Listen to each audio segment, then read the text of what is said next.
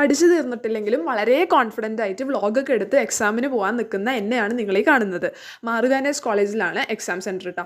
അവരുടെ front gate തൊട്ട് അവരുടെ ആ ഒരു കോളേജിൻ്റെ ഗേറ്റ് വരെ എന്തോരം ദൂരമായി. റെഗുലറായിട്ട് ഈ കോളേജിലേക്ക് ഇങ്ങനെ നടന്ന് പോണവരെ സമ്മതിക്കണം. ക്യാമ്പസിൻ്റെ ഉള്ളിൽ നിന്ന് അവിടെ അവരുടെ കോളേജ് എത്താൻ തന്നെ എത്ര ദൂരമാണ്.